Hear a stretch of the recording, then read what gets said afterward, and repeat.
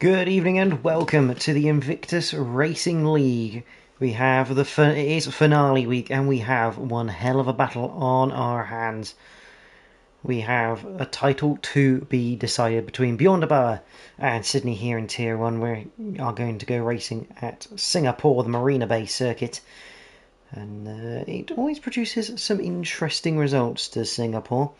However, the championship picture does look a little bleak for Beyond a Boa. We have 8 drivers, I think, for tonight. It does tail off at the end of a season, but it does make things a lot tougher for Beyond a Boa. The basic principle is 7th place for Sydney will wrap up this title. So he only has to beat one person tonight by the looks of it, which is a bit of a shame, but Sydney has driven very well all season. We come into Sydney with 99 points, Beyond Abara on 87. He has to make it 13 points. All Sydney has to do is score 6, because even as long as they tie, Sydney has more wins. And we always go on countback with a tie. But I am at JPH 99 as per usual, and joining me shortly will be Mikey. He'll be here in a couple of minutes or so, but we will endeavour to crack on with this race. 31 laps of Singapore. You never know what can happen. A DNF from Sydney can open the door for Bjorn. Good evening, ARL. How are yourself? Good to see you in the chat as always. It's a shame your teammate's not here as well. With AshTube, we could make things a little interesting. But I think we're going to be going very shortly. Owen's in.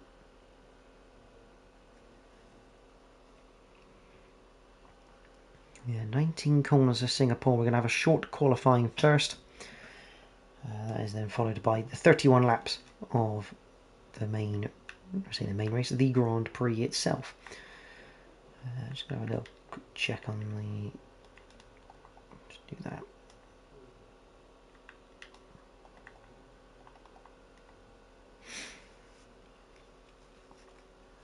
We are preparing to go, I think. And Mikey, the director, has given the order to ready up and prepare for battle on the streets of Singapore.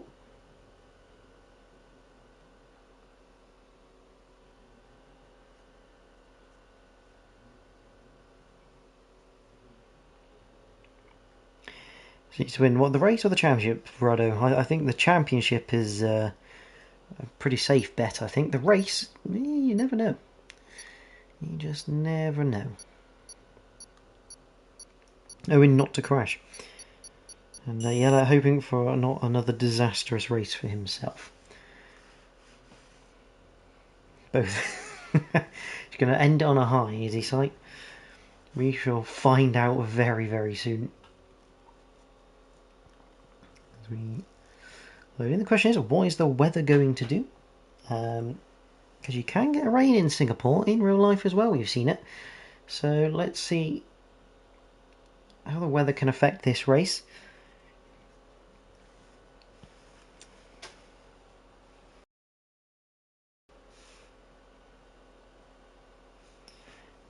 Won the last race of last season, so based on that formula, we look forward to seeing you at the front as the clock strikes down. 8 cars. It's an 8-car shootout.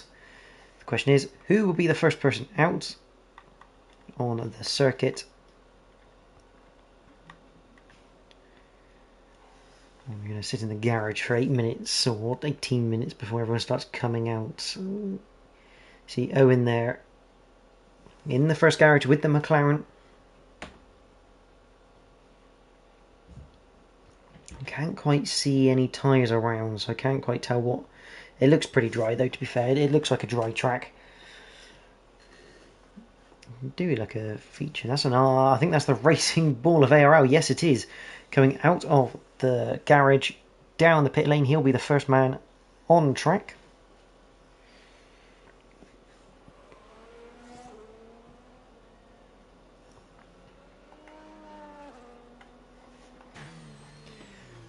There he goes then. And just bump a little bit of the audio.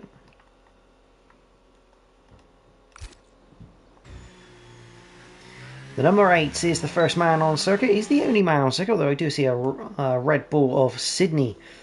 And yellow's just come out of the pits, so we're going to start seeing cars on track. I don't know how clever F1 the actual game is in terms of whether having less cars means the track rubbers up less. Whether it rubbers up at all, I don't really know. But Louis now comes out into the circuit and he kicks out with the reserve, showing some great pace at the back end of the season as he returns to IRL. Hopefully he'll be here for a full-time attack next season, because he could be a bit of a thorn in the side of those the likes of Sydney and Merckx nearer the front. IRL just coming up.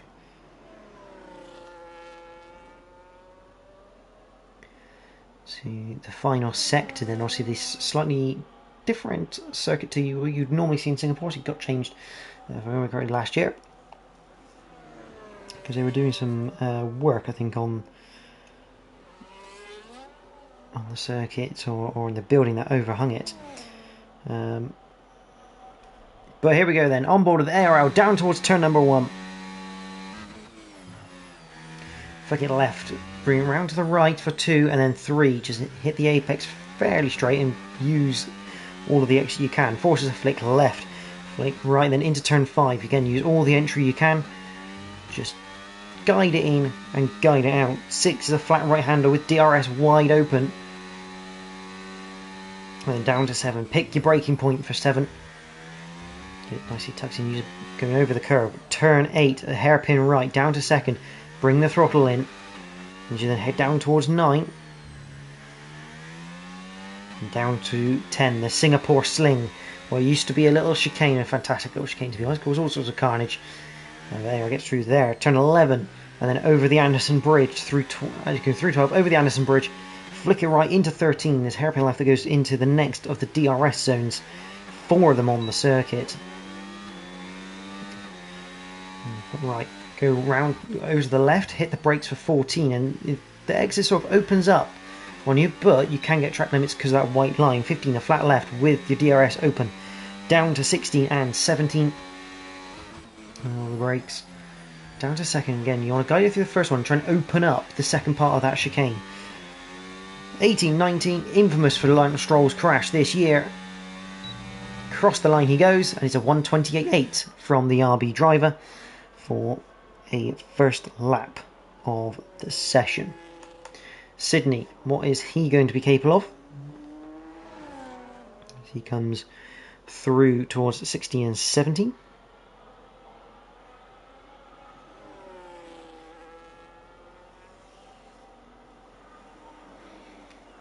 Dumping a lot of the batteries. We go through the final couple of corners. There's a 27.9, 7/10 to the good of ARL.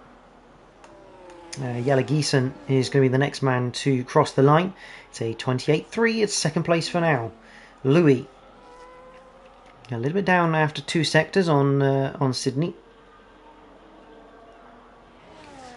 So he comes sweeping through the final couple of corners, and it's a 28.4 for Louis, so he's into 3rd. Jeremy Clarkson has an invalidated lap. Merckx, however, let's see how he goes as he comes off the Anderson Bridge down the straight.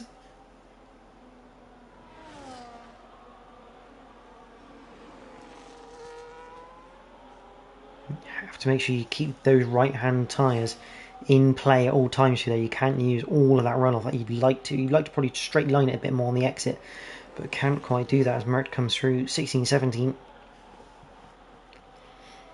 Towards 18, 19 to finish the lap. What's it going to be for the Haas driver? Crosses the line to 28.5. Only 4th place. So we know Jeremy Clarkson. Don't think he's on a lap, judging by the ERS charge. No.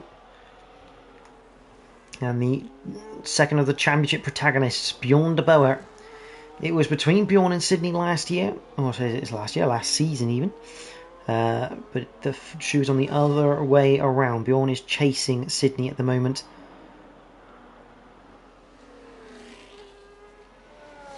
Bjorn's going to have to hope for a little bit of a miracle here. I mean, if Bjorn wins, gets fastest lap, that's about as much as he can do. He has to hope that Sydney has a bit of a poor race here, especially with 8 cars on circuit.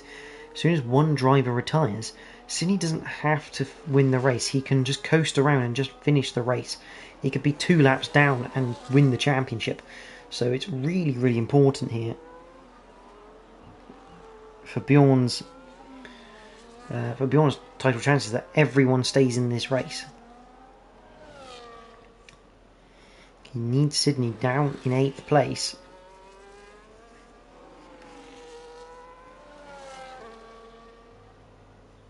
Hello. And there is Mikey, who's just joined us in the commentary box. How are you, Mikey? Oh, I'm not too bad, thanks, mate. Sorry, I see some slight technical issues. The joys of £20 Amazon headset designed to start giving out on you. So, joys. But no, I'm all good. Some interesting times on the board already. So, yeah, quite a quiet evening, unfortunately, for drivers. But, like you said earlier, yeah. Obviously, Sydney, well, literally can get 7th and win the title, so a lot of work for Bjorn to do and a lot of hope and prayers, I suppose. Yeah, and it must be noted that if Sydney finishes 8th, Bjorn does need fastest lap with that as well. He has to win and have fastest lap to stand a chance tonight. So this qualifying is going to be crucial for Bjorn. Yeah. It's not exactly the best track that overtakes Singapore, in my experience, but...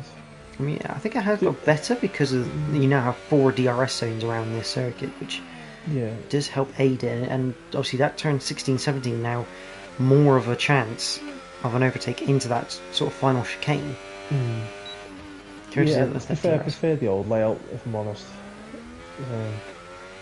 But I digress. This is where we are, and we just crack on with it.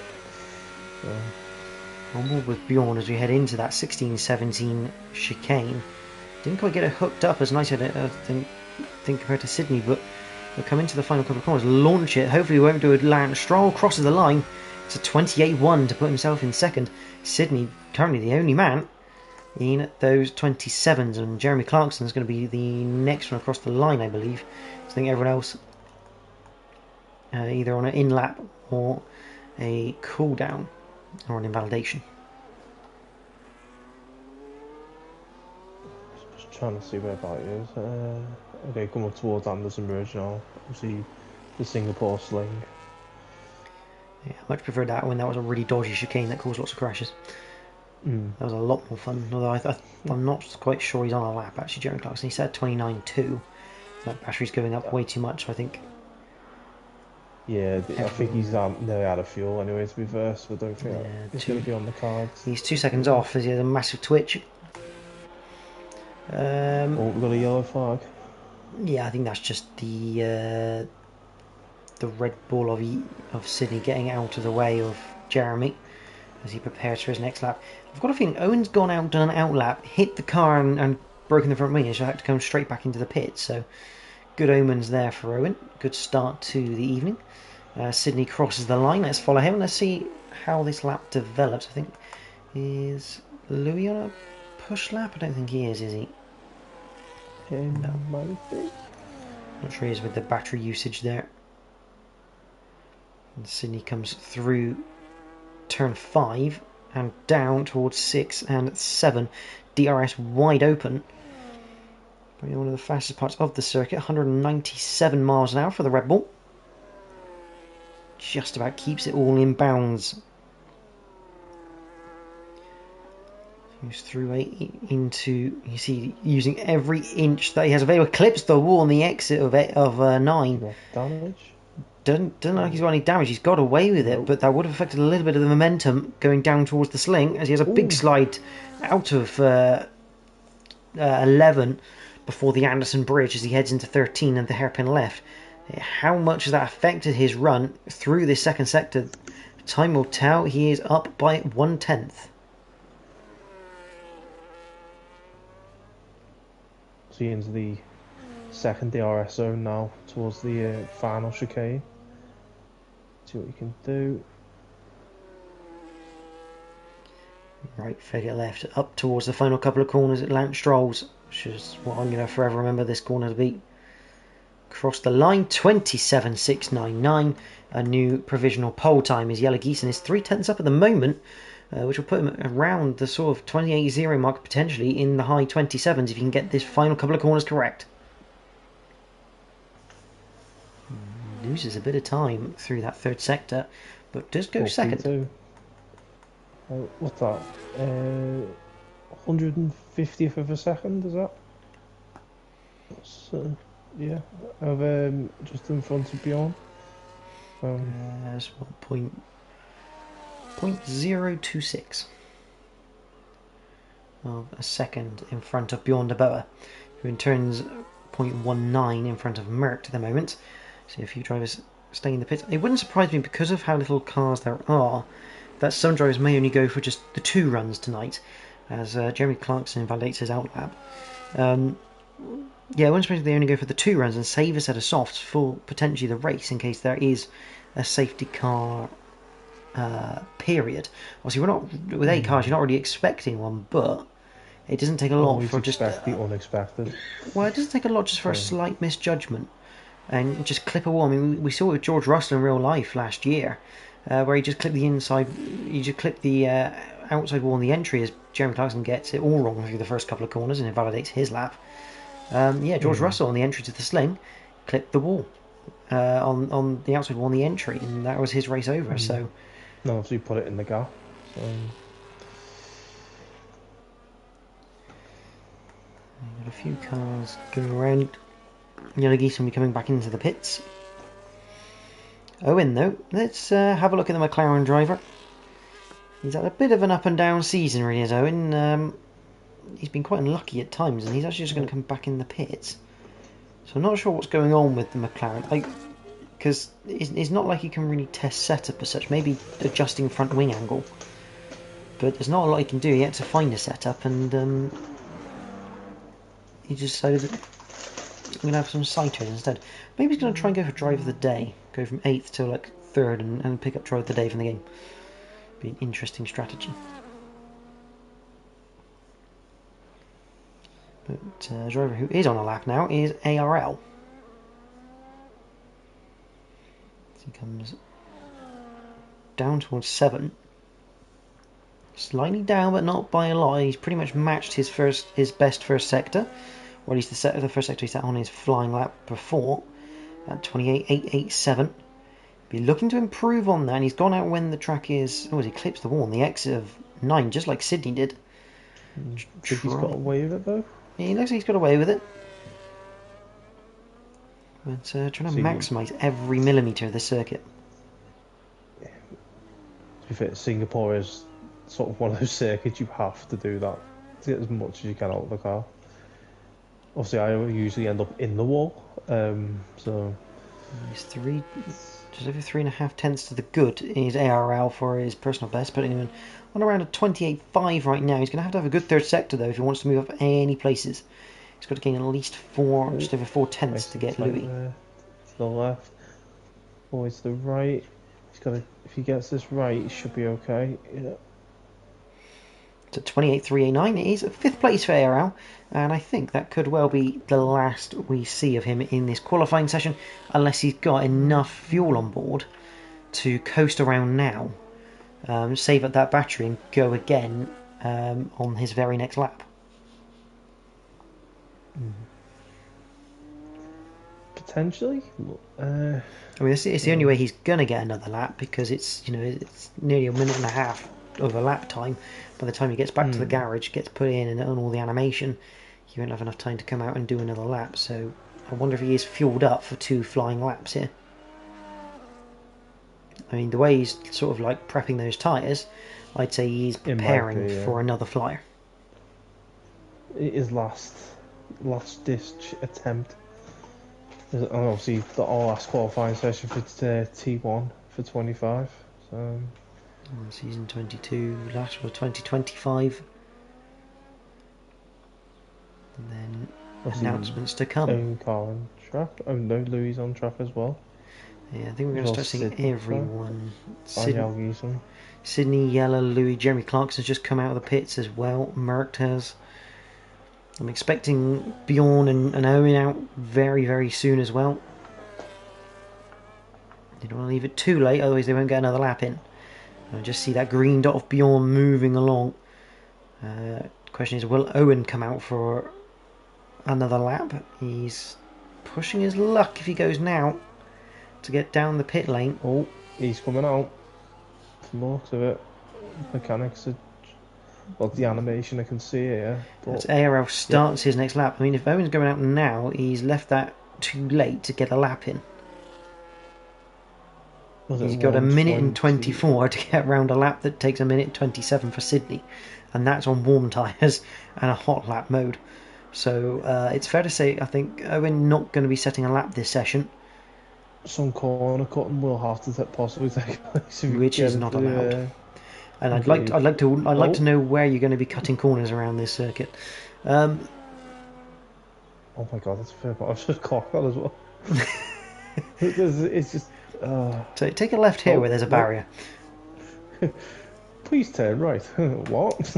Meanwhile, ARL on a lap as we head through this Marina Bay circuit. He might catch up to Bjorn de Boer, though. Depends how much prepping Bjorn is doing for his current lap. What's ARL going to do after 2 sectors? That's the question. The number 8 RB car.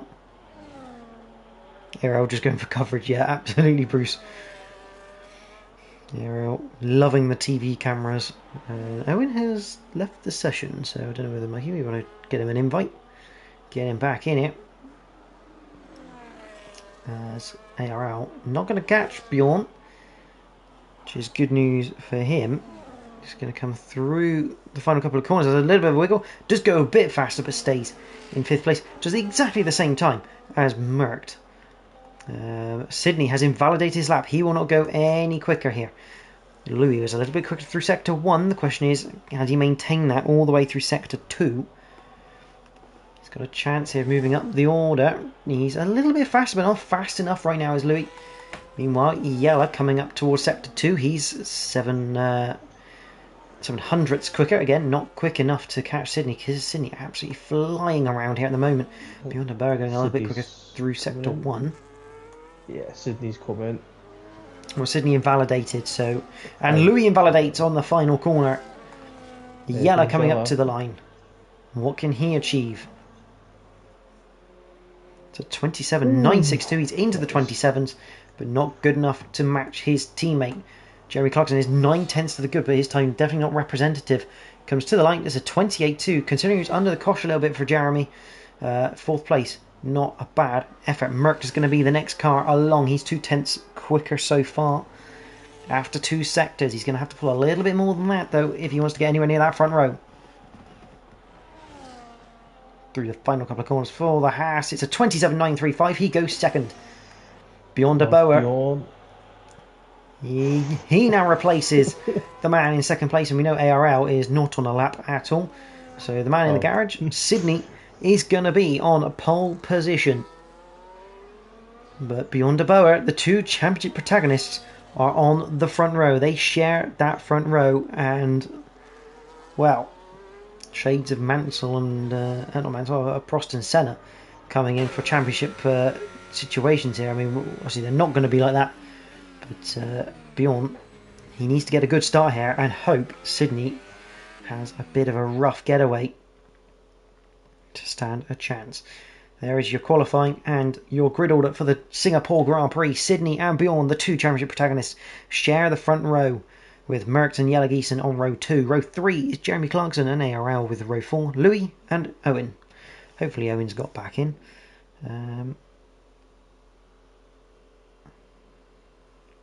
It looks like he's having some equipment issues at the moment. Hello? Hello. Hello. Oh, I really don't know what's going on with this headset at the minute. I think it's clocked, it's Christmas, it's like, oh, I'm giving up the goat now, so... but no, that's qualifying. Good job it's Christmas soon, Mikey, eh? Oh, is that rain?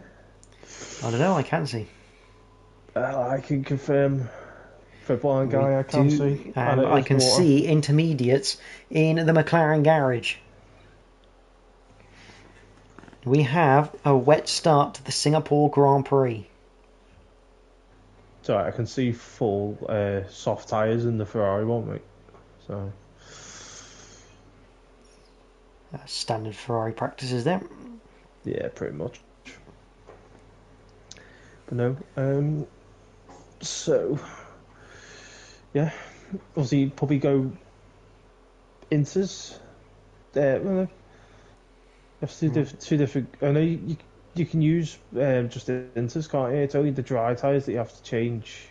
If any wet Yeah. tyre is used during the race, you do not have to have two different compounds. So the question is, is it definitely raining? Yep, it's definitely raining here in Singapore.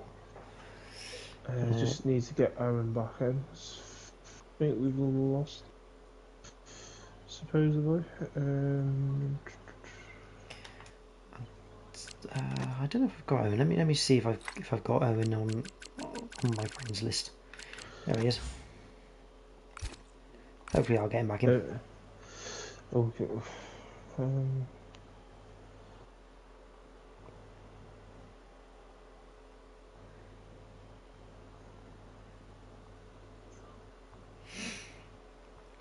Yeah, the big question here, we've got rain right now. Just going to consult, once the formation lap goes, I'm going to consult my little race control area when it loads up, and we'll see potentially what the weather's going to do during this race, whether we're expecting it to dry up or stay wet. Mikey, you're going to have to keep an eye on YouTube comments for the moment because I don't have yeah, sure. I'm ability on the just stream whilst I have my race control. That's how well prepared I am for tonight. fair enough. Usually a lot more prepared than me, mate. um,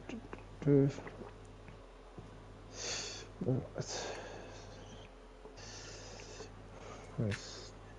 Obviously, just waiting for Aaron to rejoin us. Once he's in, obviously he won't be able to take control of the car until potentially the start of the race. So, But will he have his setup? I don't think he will he?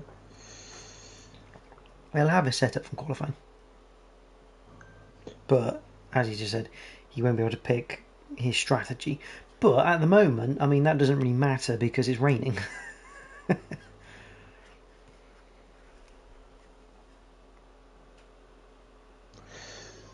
Well, yeah, I imagine we'll just have to find out, won't we? So, but no, to be fair, it's been a good season. To be fair, Jord, probably Yeah, we've had some it's good fights interesting. and some good returning drivers as well. It's been really, really good to see the returning drivers of like Louis, Ryan coming back, with Mert returning and instantly making an impact in race results. And obviously the two returning championship protagonists of Sydney and Bjorn. And hopefully we get the likes of Jeremy Clarkson and Mert for a full season next season on form. And we could see ourselves with a 4-car fight for this championship, potentially more, with the likes of like Louis and Ryan potentially. Just have our own IRL spin on the end of the 2010 season. That'd be pretty interesting.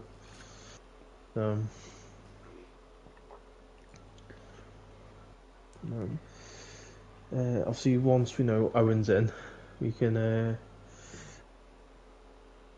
hopefully get this show on the road for 30, obviously 31 laps around the streets of Singapore.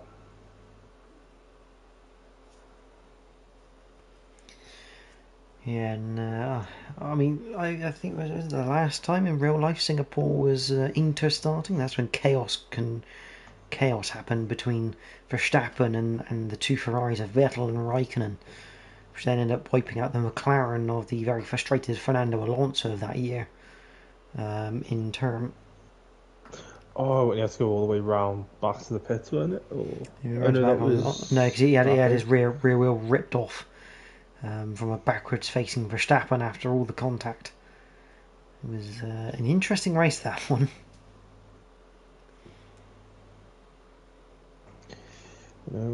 The command has been given to our drivers to prepare.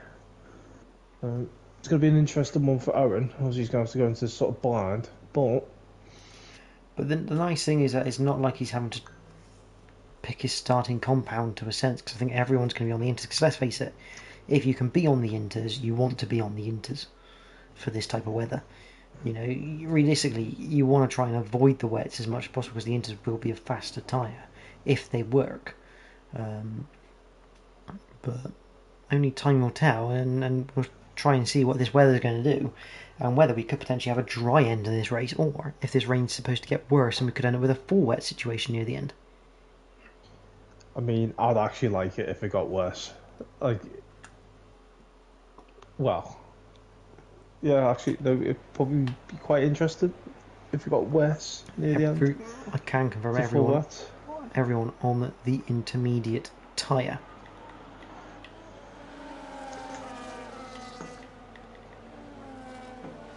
So everyone's on the Inters, and it looks like the rain, it's not going to get worse, but it looks like it's not going to leave the session. So we are looking like potentially an Inters for the whole race long. Could be an interesting one.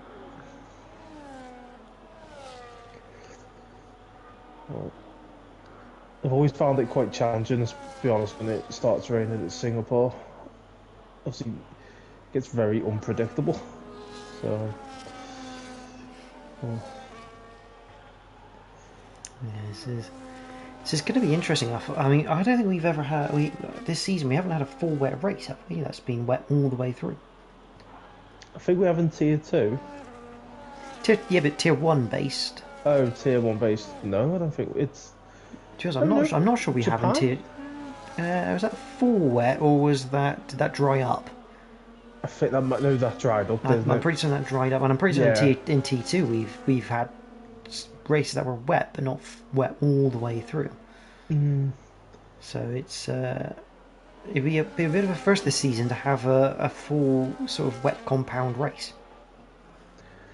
It'd be nice to, obviously, because when we do these, we put approximate.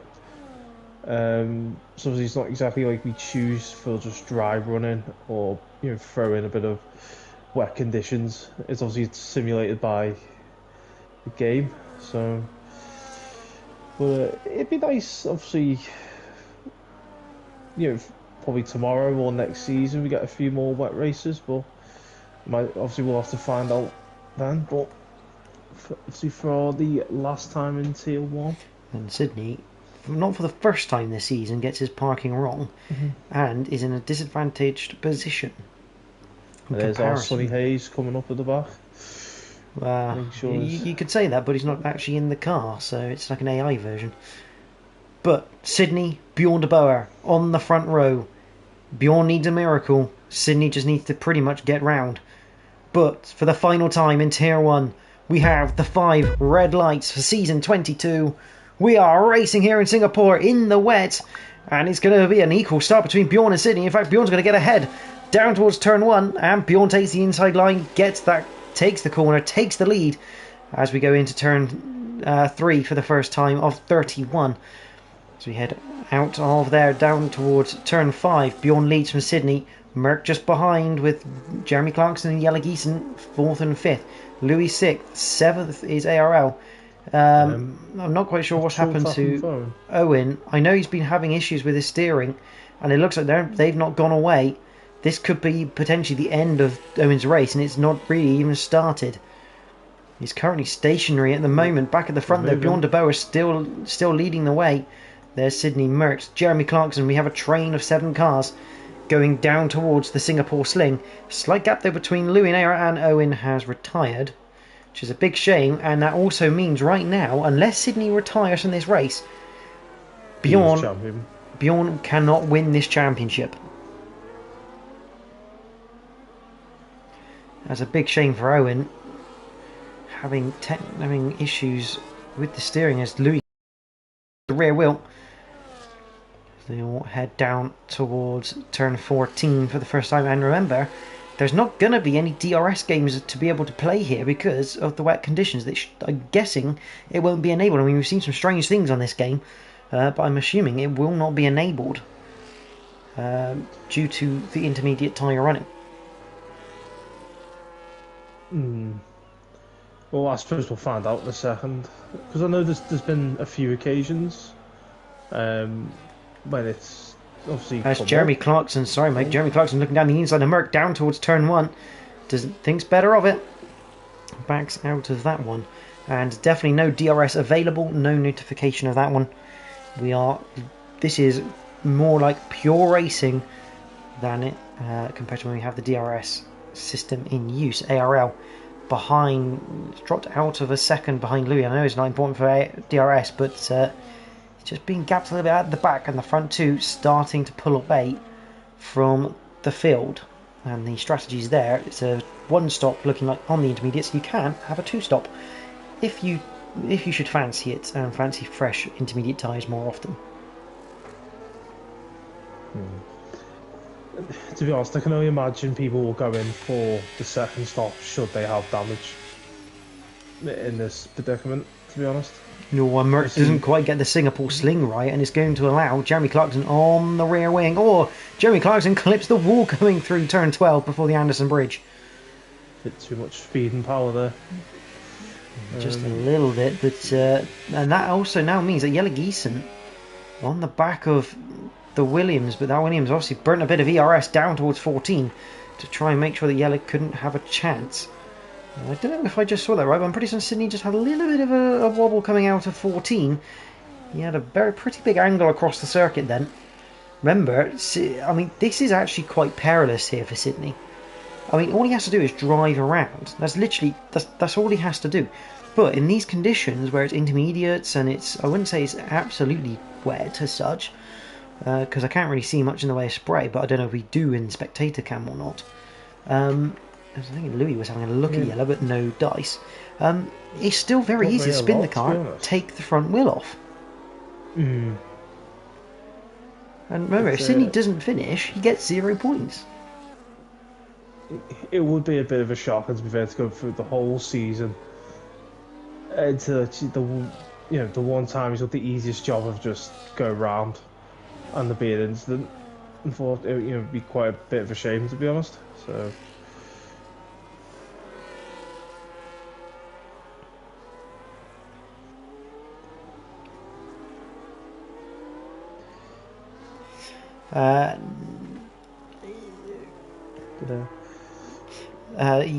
Those things were correct. Sorry, I didn't see that because I was looking at the race control area. Just have a look at the weather, and I've just noticed Jelle Giesen. As I was looking down at the comments, I've just noticed Jelle Giesen has dropped. He's behind Louis, and now he's behind ARL. Oh, we've got a question in the chat, Jord, from our esteemed colleague, asking who do we think is going to win out of these two, or Merck, if he catches the back, or anyone else for that matter. I mean, right now you'd have to say probably Bjorn de Boer is going to win, because I don't think Sydney's going to even bother trying to take this win. Not at the moment. He's got a nice gap to Merck, and he doesn't have to beat Bjorn here. It's like the leisurely Sunday drive, to be fair, isn't it, really? So. But again, Sydney can't get too complacent, as we say, because in these conditions, a mistake is a lot easier than sort of in the dry. So he can't get too complacent, but he doesn't have to take the risk of trying to go for a move that goes wrong as such. Obviously, risk management at the minute, to be fair, for him is. It's just a sensible head. You don't need to go for that move. Don't bother going for that move. I mean, he could let everyone in this field pass him, and he'll still win this championship. So I think we'll see probably Sydney. He might try and keep position, but I think we'll probably see a different side of him where maybe if Merck does catch up to him, gets alongside, I don't think we'll see Sydney fight as much as he would do normally. Because there is that element of risk that he could end up in the wall, he could take a will off. Bruce saying it's a shame about the small grid, but hopefully it shouldn't happen next season. Yeah, that is the hope. I mean, it's been a great season in Tier 1, to be fair. I mean, obviously, as per normal, in any sort of league, you do get a tail off at the end of the season, yeah. End of the season. So, and obviously, it is Christmas week, as they say. Which may be why it's raining in Singapore. It's like their version of snow.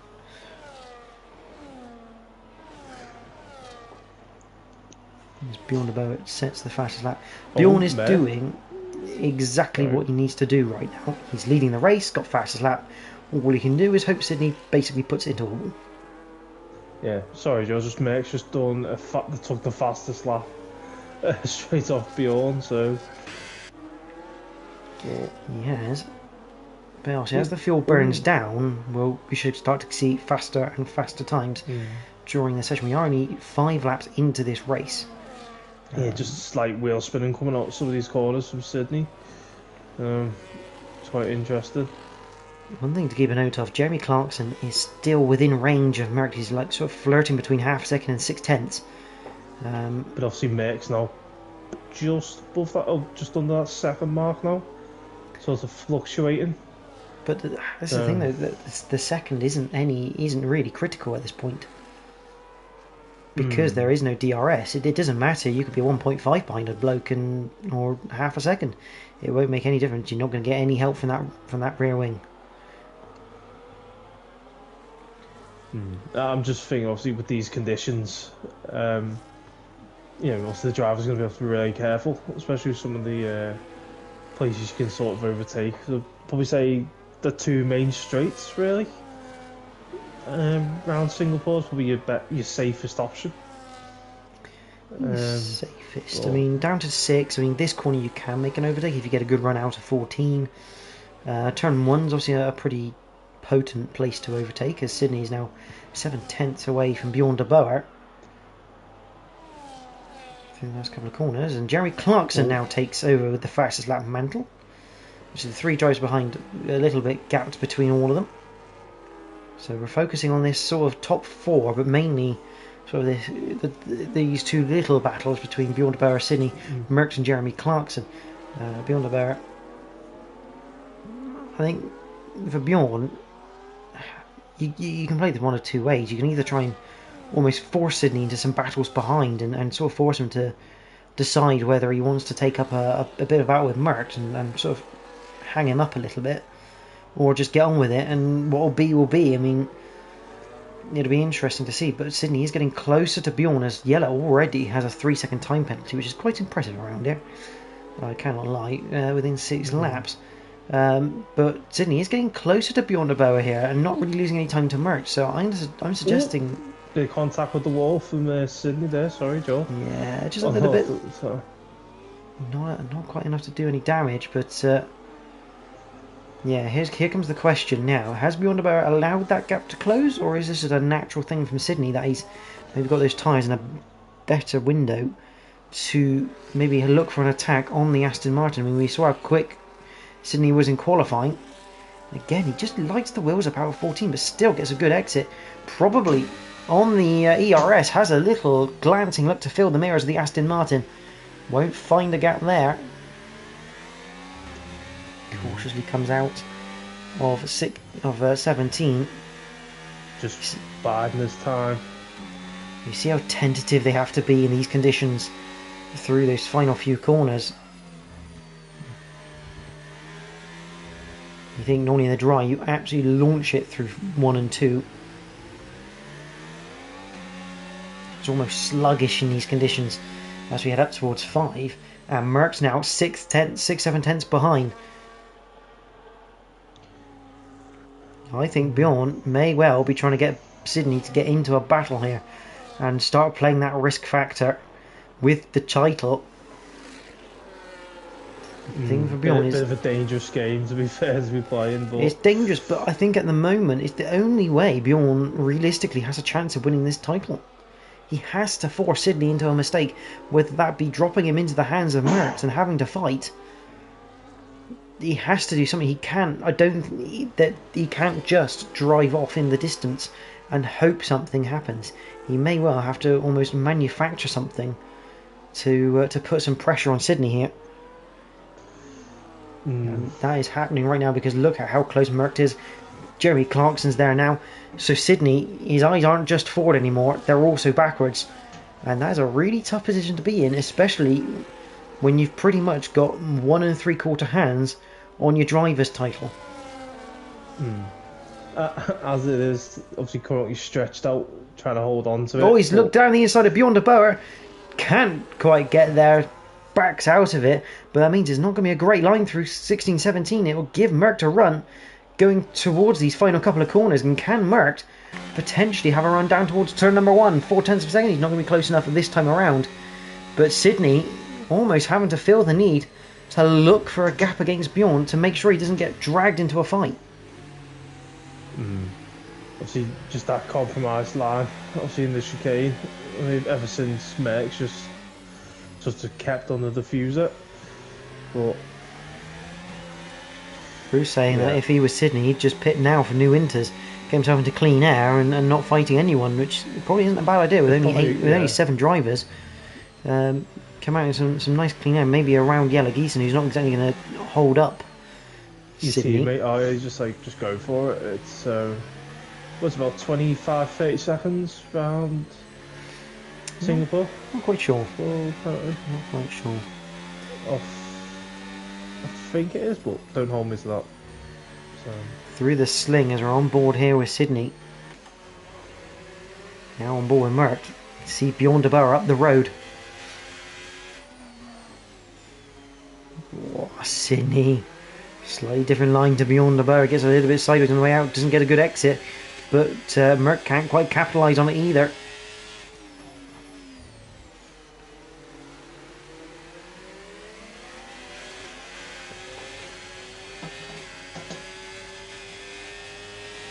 Down towards final chicane. The batteries must be taking an absolute killing. They won't though because it's wet. No, but like the usage of use it, then obviously luckily by the end of the lap. Oh, Sydney getting all sorts of sideways coming through Lance Strolls. And Yellow Geese picks up another 3 seconds for corner cutting and another 3 seconds on top. So it's getting worse and worse for Yellow, but again, Sydney getting really, so he's getting really twitchy out of some of these corners, whilst his teammate picks up time penalties. Almost like he's locking the box up. It's like he's locking the rears up coming down the gearbox. I've just watched it from Merck's perspective, and it's literally like a drift car, mate. It's just like, oh no. Is Yellow coming in to just get some new tyres? I can guess he's got damage. But again, for Yellow, he just gets around, gets some points. Jobs are good, and as they say. Red Bull already constructors champions coming into tonight. Yeah. As we did think in the last stream, they have 32 point gap. You can only score 32 as a team, and they on countback they have more wins anyway. And there's only one Aston Martin in this race tonight. And Rhino unfortunately unable to join us for the finale for Aston Martin camp.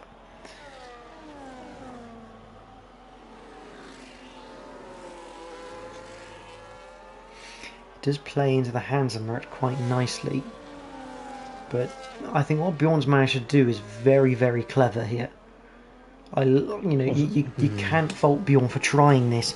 He's managed to he's pulled a bit of a gap now on Sydney, but he's managed to put Merckx just right on the back of that Red Bull, and you can see for Sydney he's having little twitches here and there as Bjorn de Boer now picks up the fastest lap as well, just to put a bit of pressure. He's struggling.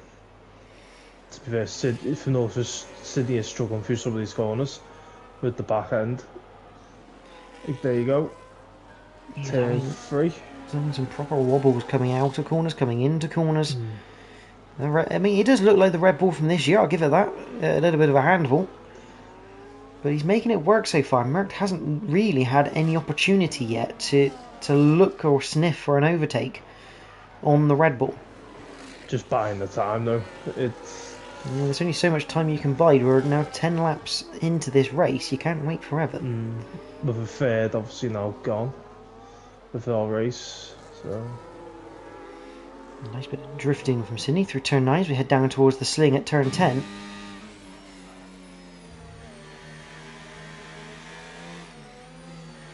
Merckx. Bjorn is hoping Merckx does something here to really distract Sydney, give him a mistake, anything to maybe cause some form of distraction. You could just some sort of, assistance as such. But no. Sydney might be able to keep the composure this time. I mean, if you're Sydney and Merckx attacks, do you really fight that much? Not sure I would. But I'm not the one in that Red Bull. I'm not the one who's looking to win a title tonight. But no, it's funny you say that about Merckx, to be fair, George, because Size also put that in the comments. Obviously saying it feels like he plays into the hands of Merckx, so... Really, I did get that comment from reading that, so as Merckx gets it all wrong through turn 3... Sorry. No, it's fine. No, you'll find out I blend things in.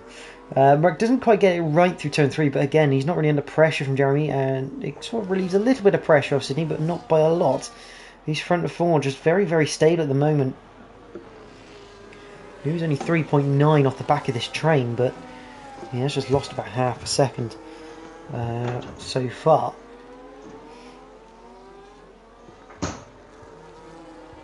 Bjorn may have to do another little tactic of maybe getting Merckx a touch closer to that Red Bull.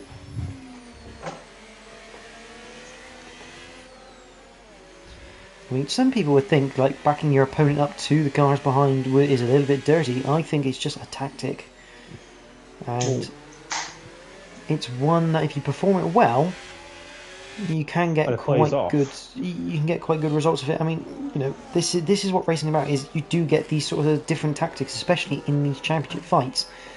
And whilst it'd be annoying for like Sydney if Bjorn held him up and put him into the clutches of Merckx, that's part of the game, and it'll be a testament of Sydney's sort of patience as to what if that does happen fully. I mean, so far he's managed to hold his patience, hold his nerves, and he hasn't yet made mistakes as such in terms of big enough to cause any concern. But obviously, this is the thing. Obviously, this does happen in racing anyway, doesn't it? Really, just obviously backing people off to obviously hope that other opponents can sort of do some damage, obviously to sort of help you out in the long run. So. Obviously teammates is a big one, but obviously at the minute it's obviously with our top 4 split by 2.5 seconds, give or take. Around there, yeah. But, and they're all driving for different manufacturers and constructors. It's pretty impressive, to be fair. I mean, there's only one team with 2 cars in this race, and that's Red Bull.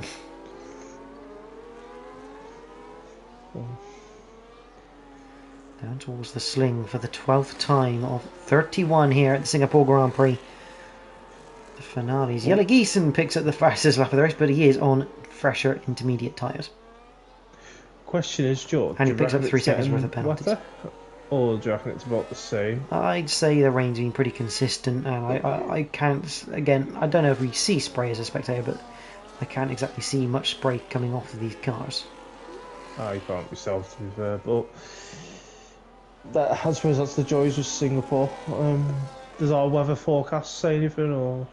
Yeah, it just says it's the same intensity of rain all the way through this race. I mean, on a positive right now, the stewards have had a very quiet view. It says, here we go. Merckx has pulled the trigger. Merckx has decided now is the time to come in the pits. Does this mean, 13 laps in, does this mean we're going to see a 2-stop out of Merckx?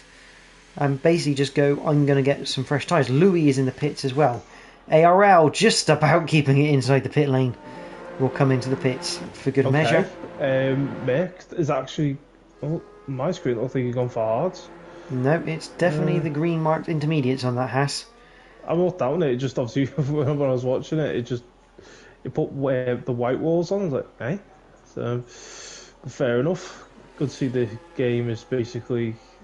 Oh, we've got a 3-second penalty for Sydney. Obviously, it's not really going to do much at the moment. He's picked up at turn 7, which again is not an uncommon place to pick up some warnings. Again, he won't be too fussed about that because like I always say, he just has to cross that finish line after the 31 laps. I mean, he could do 29 laps of this race and still win. So still win this title. So all is good. But Mert has come in. He's looking for that undercut. He's now 24.6. behind Jeremy Clarkson. 27 seconds. Interesting tactic here from a Yellow I wonder, is he, once again, I mean, with Red Bull, with 2 cars in this race, if they're in a party chat, is this the standard guinea pig time for Yellow I'm going to take a punt on the slicks and see what can be done as Bjorn de Boer comes into the pits. Sydney's in. Jeremy's in. I mean, this is all triggered by Merckx. This is them basically going, we don't want to be undercut.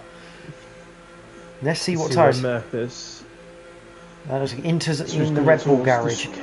It's Inter's for the Aston Martin, and it looks like Inter's for the Williams. Merckx coming around the final couple of corners now. Yeah, where's Bjorn? Is he coming out the pits now, is he, Joe? Or? Well, we're going to find out soon. We're watching Merckx down towards turn 1. There's Bjorn. He's just coming out into the pit. I remember it's quite a tight exit. Merckx will carry more speed. He's undercut Sydney, but he hasn't quite got Bjorn. Although, the tyres will be slightly warmer for Merckx, so he might have a little bit of advantage for the next few corners. Whilst Bjorn gets him up to temperature, but obviously it won't take too long for the Inters because they work at a lower operating temperature compared to the slicks. The question really is Merckx has a little look to the inside, thinks better of it, has another little look, thinks better of it once again. Question is, how does Yellow look on those medium compound of tyre? It's just going over Anderson Bridge now. Let's see how he goes into the right-hander. Into turn 14 after the Anderson. That looks like a bit of a struggle for the for the Red Bull there. A little bit on the on twitchy mode. Meanwhile, so he's sitting now 2.3 behind Bjorn de Boer. We'll go back to interval gaps rather than leader gaps because it's a little bit more interesting. Bjorn de Boer has a Haas right behind him. It must be said though, Jeremy Clarkson, he's closing in here on Sydney. So that could become a bit of a fight.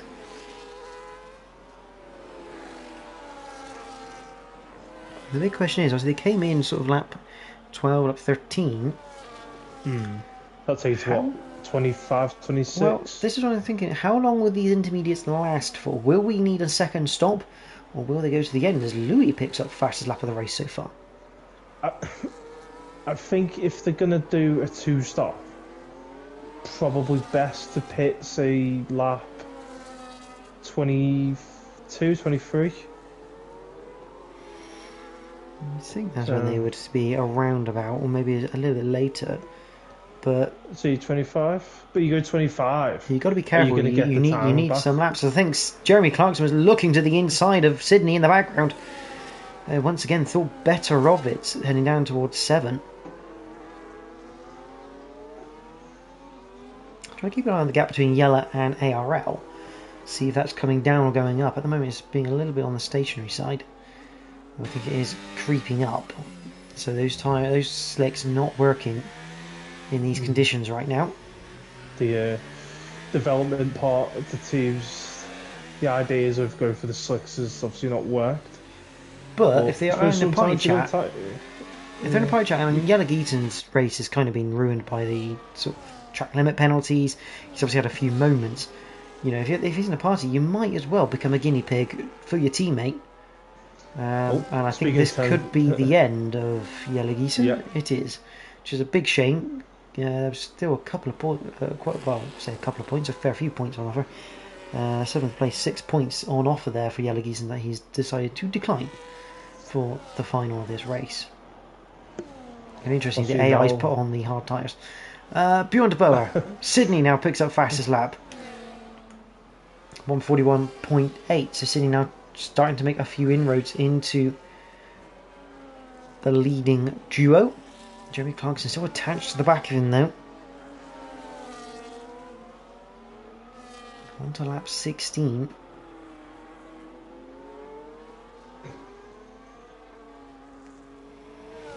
It's top 4. Louis, you can keep, every now and again you see Louis in the background. You're just like, if the top 4 here have a massive fight, there's every chance Louis could start getting in the mix here if they have a massive fight and start losing a lot of time. Because Louis, I mean, 5 seconds seems like a lot, but when you have cars ahead of you fighting quite hard, in wet conditions as well, you know, that time can come down quite quickly. You never know, ARL might get in the fight as well if he gets really competitive. I think ARL may need a safety car at this point right now. I mean, it would have to be an incredibly fierce battle to get ARL back in this mix. But I have slight confidence in our co-commentator for Tier 2, so But I mean, credit where credit's due for ARL. He's having a bit of a lonely race right now, but he's sat on 7 points right now, and he's driving around to collect them. And here comes Merck. And that is a move for the lead of the race. The Haas down the inside completes, gets the exit out of 17. And what does that mean? That means, without a shadow of a doubt, Bjorn... Sydney is champion. Well, right now Sydney is champion. Obviously, if Sydney was to retire from this race, and this is where things get interesting. Sydney has 99 points right now. If Sydney was to retire from this race and get 0, Bjorn would have to get either 3rd with fastest lap, important point that is, or just finish 2nd. Well, can he do it? That is the... Well, it's more a case of Sydney retiring. I mean, that's what's going to save Bjorn right now and his championship chances. He needs that Red Bull to be out of this race. Question, is there a chance of that happening though, George? That is the... Anything can happen in racing, you know, a slip of concentration, a loss of focus. Anything happens if you just have one tiny error in these conditions, and especially around a circuit where the walls are so close. It doesn't take a lot to make a mistake and crash out of it. I mean, are we expecting it? Absolutely not. But the chances of it happening is still there. And Louis, I was saying that, Louis is now 4.5 seconds behind this group. So, a top 5 fight could be on. So, but I suppose we'll have to see, won't we? See if anyone pits or not. So, 17 laps about to be in the record book for season 22 finale here at Singapore. The two championship protagonists, Bjorn and Sydney, together on circuit. Though at the moment Sydney is champion as long as he finishes this race. He has got right now 1 3/4 hands on this driver's trophy. He just has to get around and complete this race. He doesn't have to even be on the lead lap to take it. He just has to cross that finish line at the end of this race where the checkered flag waves to claim a driver's title. And for the 2nd season in a row, Mikey, in Tier 1, the winner of the driver's title is from the constructors winners as well. Because last season we had Bjorn de Boer win the title in an Alpine. Alpine were the constructors title holders for last year. This year you have Sydney in a Red Bull, and Red Bull are already constructors champions. No, that's a fair point. Obviously, but then obviously if we look at it from, I don't want to be that sort of conspiracy theorist or anything, but obviously last season Sydney was in the Haas. obviously this season Merck's in the Haas. So you never know, Merck might be in a Red Bull next season if he takes part. And you never. I mean that must mean that the Alpine team from this year of Denmark and Steps must go to Aston Martin. Indeed. But obviously we don't know that information yet until it is obviously our sign-ups are sorted. But we'll have more information on that in the next coming weeks. Meanwhile, in this race, Jeremy Clarkson is right on the back of Sydney. Just 3/10. Is he going to look for a move? No, he's not. Remember, this is where Sydney has the biggest issue here in terms of sort of getting around. Jeremy Clarkson can attack at any moment. He has absolutely nothing to lose in this championship. Sydney does, and this is a critical part of sort of the championship picture. Is if Jeremy launches one down the inside, which he could well do very shortly, he's closing in on Sydney down towards turn 7. He has another look again. Thinks better of it. He just can't quite find that last little bit, can Jeremy, to slide one up the inside of the Red Bull and attempt that move.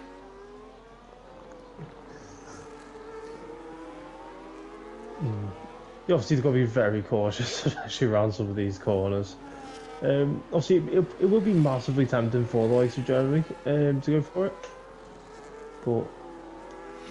But he's got nothing to lose. He can make a move, and if he goes out of this race, he hasn't lost anything in this championship. Obviously, it's Sydney that's got everything to lose. That's the thing, and we talk about it in the real life situations as well, like with with Lando at sort of Abu Dhabi, fighting for Verstappen and Piastri.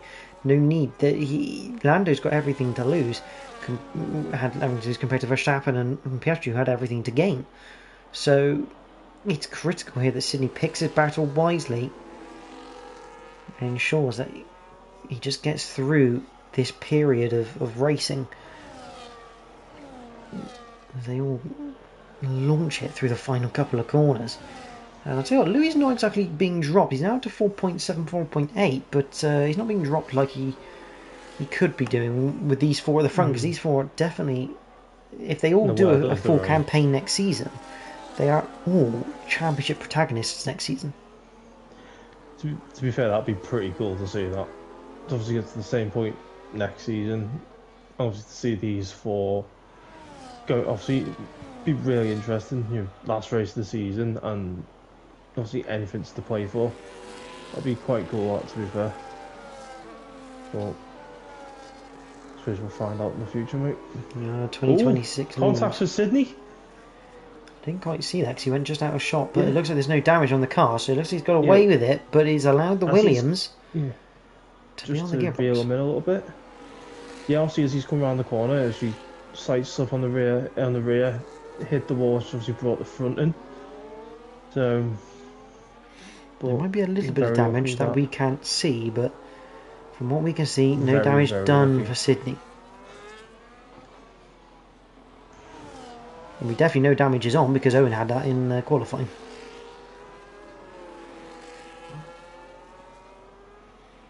Down to 14, and Bjorn just can't seem to do anything about Mert, who's now pulled an 0.8 of a second gap to everyone behind him. Is he now starting to pull that pin? Maybe just try and get away a little bit, give himself a bit of breathing room. The thing is, if you were Bjorn, what would you be thinking now? Clarkson just nearly lost that on the penultimate corner there. Wow.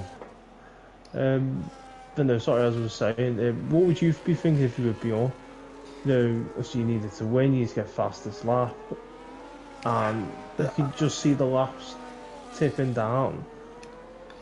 I mean, it looks like Bjorn has attempted the back your rival up into the pack. It hasn't worked, and I think he's probably now realised that actually it isn't going to work. We've seen Sydney this season. He's been a very smart driver all the way through this season. So for Bjorn, I do wonder whether he's just come to that conclusion where all he can do is just drive. I mean, maybe try and go get back up to first and take fast lap, because ultimately if he does that, he's done everything he can possibly do to try and sort of win this championship. He's given himself the best possible opportunity.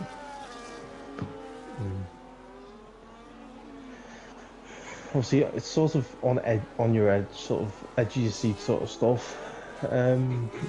So, but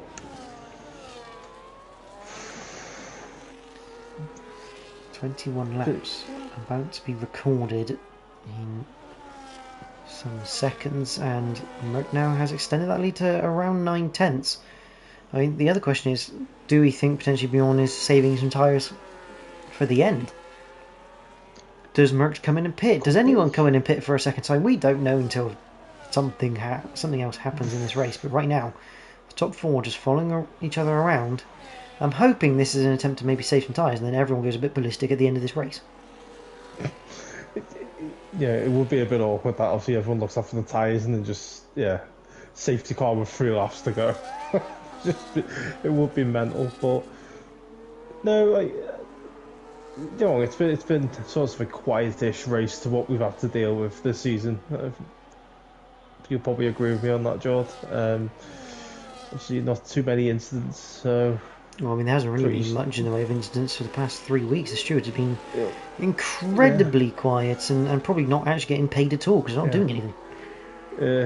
I need to look at that contract again. But but no. Obviously, a bit of a interesting start to the season for T1, but to be fair, since Japan, the guys have been brilliant. Great bit of fair racing. So, it's sort of be nice if we could just finish the season on the high. Yeah, I mean, from a steward, you never want steward reports interfering with results. Obviously, it's a natural part of racing, but if the drivers can help with by not doing it, then that'd be great. And Cyrud saying that he reckons Louis right now should come in and pit just for a differential, just to be a bit different, try something different. I mean, it would put him behind ARL, but I mean, I don't think ARL would put up much of a fight. And actually, I think, I don't know if Merck's been looking at the chat, but Merck is coming in lap 22. Merck is in the pits. He's gone against what we think could be the norm. And guess who else is coming in? Louis into the pits on lap 22. So here we go once again.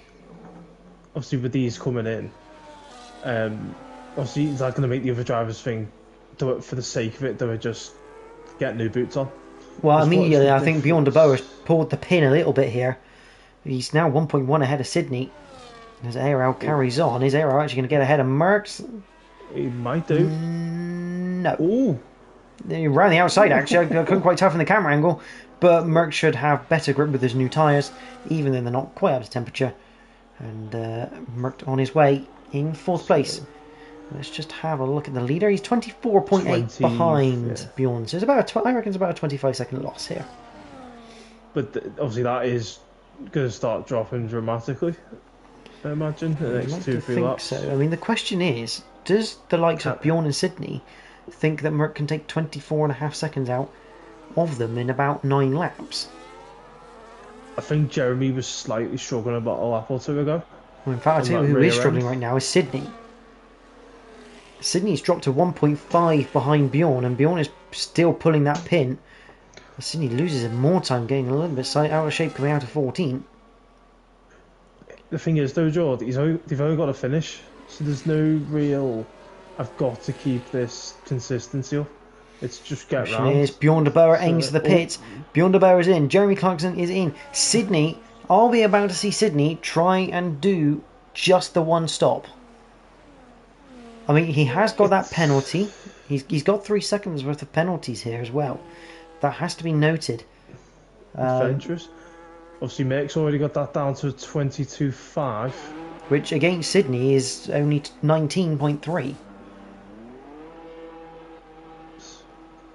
Beyond the Boer. He'd need to take way out. 2.7 seconds off, give or take.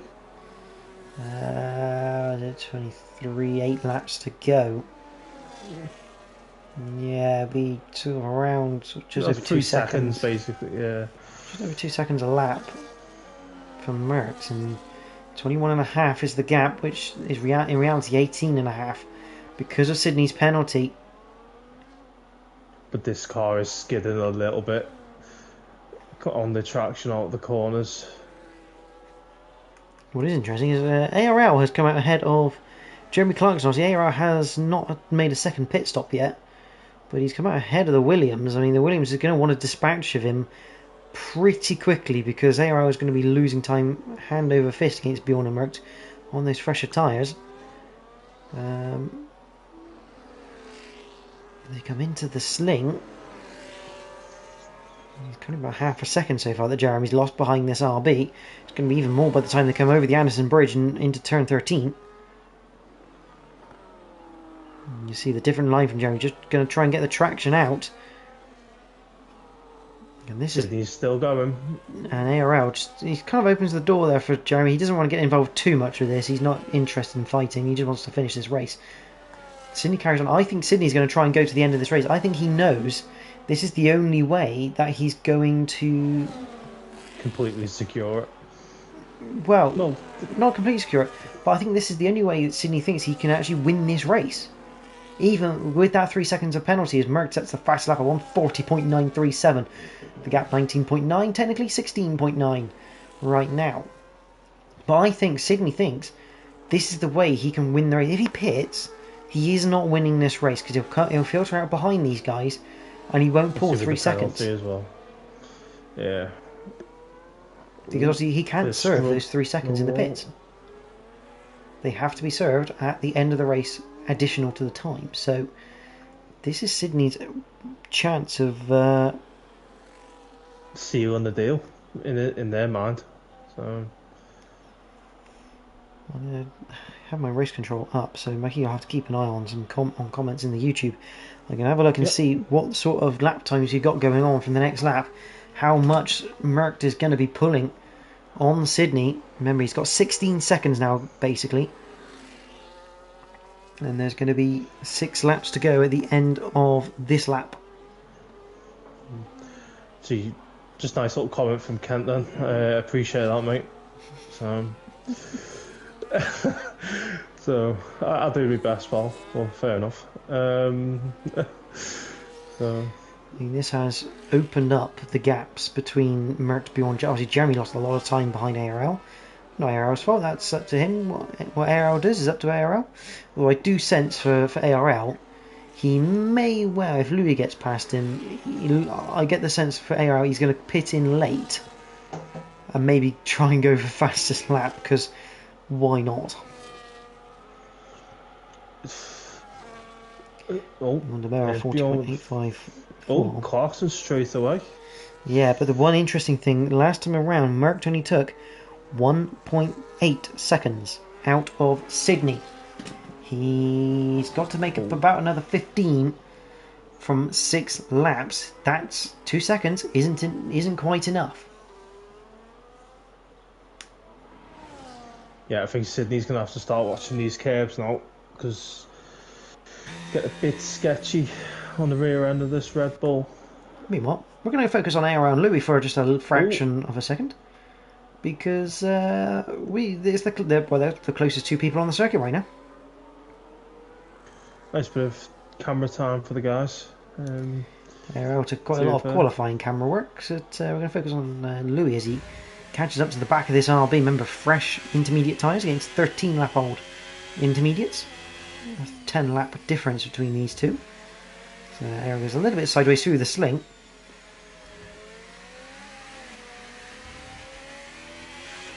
Over the Anderson Bridge we go, and you can see that different line, a bit like Jeremy Clarkson did.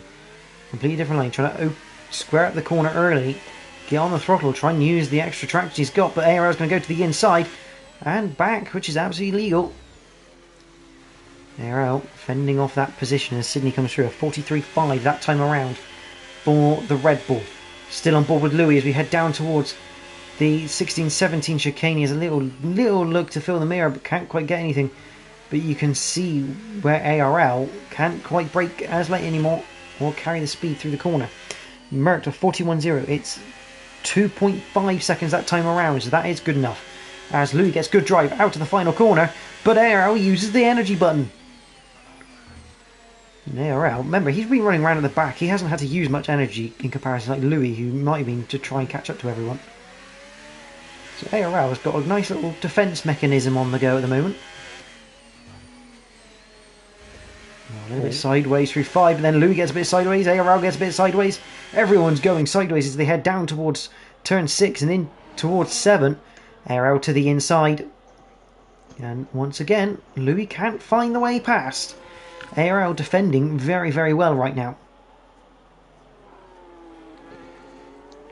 Louis will look to the outside of 9. He's got a good run. He's alongside, side by side. But once again, he can't quite complete this move. And he's still stuck behind the rear wing of ARL. He's going to be able to draw that rear wing later in his sleep, I think. That Cash App logo burnt into his brain. For the next 2-3 weeks. So, but no, to be fair, it's been a good, obviously, debut sort of time for Lou. It's not really a debut. He's returning, is Louis, and Louis does get good traction, and this time ARL can't do anything to fight it. Yeah, but to be fair, since Japan, it's been pretty. Obviously, it's been a good return for Louis. He's had some really, really strong pace during this period of time. And just as a note, Merckx 2.4 seconds quicker that time around. Jeremy Clark's now setting the fastest lap of the race at 1:40.614. 9 seconds he's effectively got to make up. And ARL does come into the pits now. Strap on some new boots. Maybe look to go for fastest lap. I think it could be quite hard in these intermediate conditions because it's not like he's coming out on a set of soft tyres with that advantage, but you just never know what might happen. Save up the ERS and burn it everywhere. Go for fastest lap. Take the point. Last one of the season, why not? He's going to give it a go, I think. Meanwhile, Sydney, he's 12.1 up on Merckx, which is actually 9.1. 3.5 laps remaining. Bit skittish through the Singapore sling and onto Anderson Bridge there. Red Bull. I mean, if Sydney can do this, this would be an unbelievable drive, and without doubt, regardless of what the game says, if he manages to make this work, this would be driver of the day if he can still win this race. It's so far a really, really good effort from Sydney. He just needs to find a little bit extra right now because his lap times really are starting to struggle. That last lap, a 44.0. The times are getting slower. And the problem is Merckx a 41.1. He's nearly 3 seconds faster that time around, 2.9. That time, the gap between them is coming down rapidly. And Bjorn is coming with Merckx as well. It's quite nervy, to be fair. They've got to get 3 seconds a lap, though, if I'm correct in saying that, Jord? With 3 to... Well, you say 3 seconds up is not because of that penalty for Sydney, right? I mean, if you want to... Oh, no, sorry. If you want to be certain and pass on track, because obviously there's every chance that Sydney could put in for that penalty. He could put in to get that penalty removed if he feels it was unfairly given. But then, obviously... Will they probably throw into that when they find out if they are champion or not? That's the... Well, I mean, with the penalty. Yeah, I mean, Sydney's going to be champion regardless, so he may not bother. But I mean, if he's got a chance of winning the title by winning the race, I mean, why would you not give it a go? You know, just give it an attempt if you think you can get it removed. Because it's a nice way to win a title is to win it on track. On the last event, yeah. And the thing is, I think without that penalty right now, Sydney would be in a really good position. It's just the fact that he's got this penalty that is really hindering this potential win. Unless he's saving up battery right now just to burn everything in these last 2 laps, which he could well be doing. Might be. So, well, to be fair, it's been sort of a quiet race. So slightly faster that time around, a 43.8 for Sydney, a 41.1 for Merckx, a 2.7 second difference. 4 seconds is basically what the gap is right now.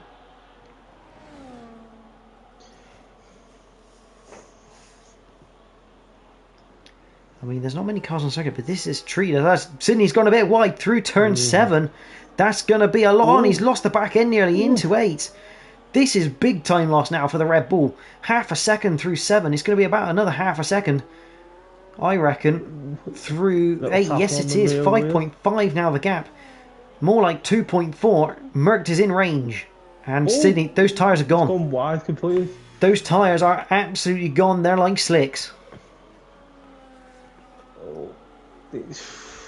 Ooh, very close onto the... I think Sydney just needs to come in the pits now. Just get in the pits, get a fresh set of tyres. You're not going to win this race now. Just come in, get some tyres. Okay, he's going to drop behind Louis, but... Oh my word, he's off! Sydney's round! Into the wall. It's like he tried to Scandinavian flick. Has he got a puncture? I don't know. Yes, rear right puncture. Rear right puncture for Sydney. That's why the car's gone all askew. Do you reckon that's where it's gone? Is it going towards the Singapore sling? That's why he's had the issue? It's gone at 7, I think. I reckon that's gone before turn 7. That's why he went wide. That's why he was so slow. A rear right puncture for Sydney. A huge scare for the potential champion-elect. He's going to try and get it. I mean, you can't really do a lot about that. He's got a rear right puncture. Oh, and he's nearly spun it into the pit lane. Carnage here at the end of the Singapore race. I mean, that kind of shows you that this race could have been done on a one-stop, but blimey, you're flirting with punctures. Sydney comes in for that pit stop. He's going to drop to 5th. It won't matter though, as long as he finishes. Oh, that was heart attack moment for Sydney. The rear right deflating. I thought it was all over, to be fair. You have to commend the effort though to try and make those last, to try and win this race. And it's unfortunate because he was nearly there at the end. He nearly had that sorted. Just that puncture. I mean, coming up into turn 14 where it just snapped left on him. Yeah, but could you imagine if that had gone with a bit more pace into the wall? Or even over something like the Anderson Bridge or anything like that, where the walls are not so straight. But he was very close, to be fair. When you go through to the acute left onto the bridge, so very touch and go that one. But meanwhile, we head back to Merckx. It's lap 31 of 31. It's a phenomenal return this season for Merckx. He's going to come through the final corner. Merckx wins the Singapore Grand Prix, his 4th victory of the season. Bjorn de Bauer in 2nd. Jeremy Clarkson will finish 3rd in the end. Louis, he'll get 4th place for him. That's a great result for Louis there. Fantastic to see. The reserve, hopefully he'll come back for a full campaign as he drifts it through strolls and across the line. Sydney basically on a victory parade lap right now. I think after that scare, he just wants to get through to the end of this race because he is your champion-elect. He still needs to get across this line. There's ARL.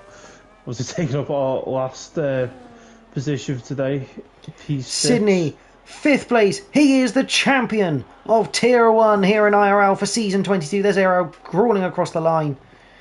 Is he going to do some donuts? Yes, he is. What a guy. Well, he's going to try and do some donuts. Not very donut-esque, but he's doing some figure eights for us, at the very least. It's close enough. Just don't get disqualified, ARL. That won't be a good sign. Just make sure you reverse across the line, yeah? But we have a look at Sydney, because this man is champion of Season 22. He was leading in Season 21 for a big portion of it, and then it all went south in the second half of the season, and it looked like that was going to happen again this season at round 5, but he recovered from that, and Sydney is champion of the world of IRL. And what a fantastic season he's had, and I'm sure the likes of Merckx, Bjorn and Jeremy are going to be back next season in 2026 to try and take that crown off of him. And it must be said as well, Mikey, Merckx, what a return this season. He's done 5 rounds this season. He came back in round 4 at Las Vegas. had a rough start at Las Vegas, but then since then, the second half of the season, if this was a 4-round championship, he'd be the champion. He's won all 4 of the back half. That's pretty impressive, to be fair. But no, obviously massive congratulations to Sydney there for getting it over the line, and obviously congratulations to obviously all our drivers that have taken part this season. It's massively appreciated. So. Just having a look at the chats at the moment. ARL saying it felt like a tour drive, but he had a fun little scrap with Louis there. Congrats to Sydney, and he thanks everyone for the season. J. Ray Bay, good to see you in the chat, mate. Hope you are all well. Hopefully we'll see you back for next season. Congratulating Sydney there, and it has to be said, mate, a very well-deserved champion in Sydney. He's been consistent all season long. Made some great strategy calls along the way, and he deserves it after what happened last season as well. I mean, he probably should have won last season, but he had to wait just a little longer. Indeed. But no, obviously, that brings our season to an end for Tier 1. Tomorrow we'll have Jack and ARL and possibly Bjorn in the comments box for our season finale of Tier 2. But obviously, firstly, thanks for obviously watching, and obviously big thank you to Jord for deciding to spend his time on a Monday in the comments box with me. I've known it's not been easy, but yeah, it's been a good season. So. Oh, well, it's been interesting. Let's say that. Yeah, that's one way of putting it. But yeah. But as you say, Mikey, obviously tomorrow we do have the finale of Tier 2, and I can say it's one hell of a fight tomorrow between Pars and Ruddo24. 3 points separates those top 2.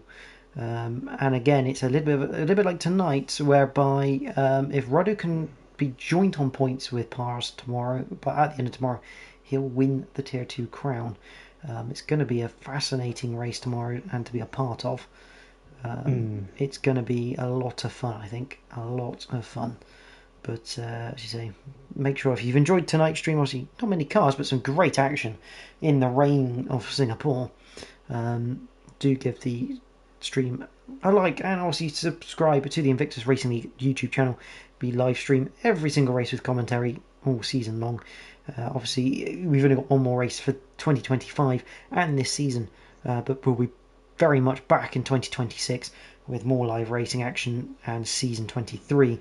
Obviously, if you want to keep up to date with any developments of season 23, make sure you join our Discord, go to our Facebook page, where updates can be given out, and you can get involved in the action for season 26. We'd like to see anyone and everyone of all abilities is welcome.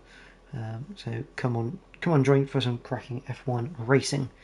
But for myself and Mikey, that's all we have time for season 22 here in Tier 1. It's been a fantastic season of racing. I think we've really enjoyed it. We hope you have as well.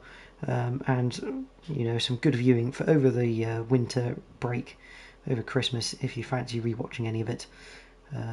But until 2026 for Tier 1 here in IRL, thank you for watching. We hope you have a good Christmas and New Year from all of Tier 1. For now, we'll see you in 2026. Goodbye.